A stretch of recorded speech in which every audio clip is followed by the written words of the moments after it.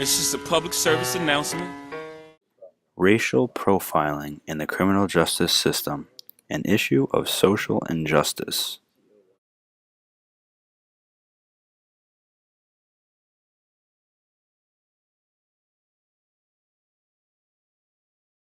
Here is Eric Gardner, who was approached by police officers on Staten Island, New York. He was accused of selling illegal cigarettes. He rose his hands, and police took it as he was trying to make a move.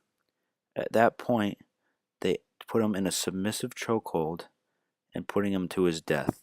There were no charges filed against these officers. This is a shield that's supposed to represent honor and integrity, but instead, the New York Police Department have been participating in activities such as the stop and frisk. Now, the stop and frisk has proven effective as they have found people on the streets that deserve to be arrested, but it has also shown that a large part of this is racial profiling. In 2013, 191,000 people were subject to a stop and frisk search. 55% of these people were of African American descent. 29% of these people were of Latino descent. 11% of these people were of white descent. And 88% of these people were innocent. These activities are condoned by the police chief as well as the mayor of New York City. Another area where we see racial profiling is in the regular traffic stops. In the state of Connecticut, from October 2013 through May 2014, a study was done. They found that during that time period, they performed 370,000 traffic stops. Out of those traffic stops, African Americans accounted for about 14% of the stops, which is very disturbing, seeing they make up only 7.9% of Connecticut's population. People of Hispanic descent, who also account for about 9.7% of the state's population, made up about 11.8% of all traffic stops. The truly disturbing fact in this study is that when pulled over, some of these cars are subject to search.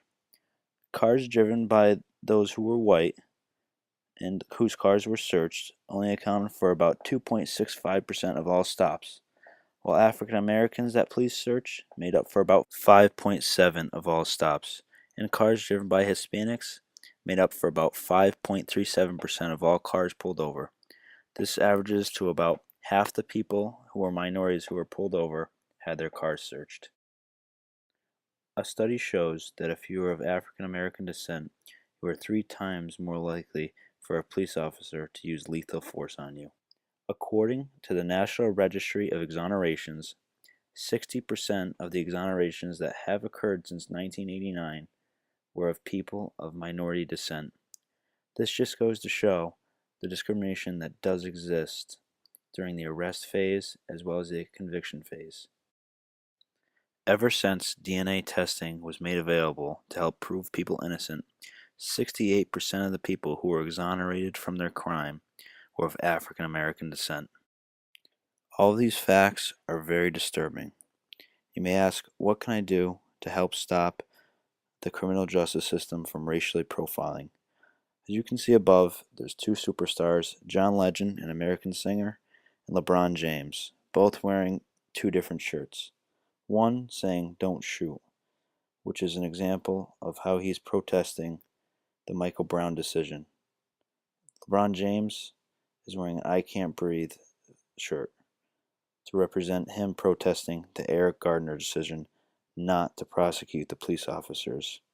Although we may not know all the facts in these cases, it is our civil duty to stand up for what we believe is right and moral.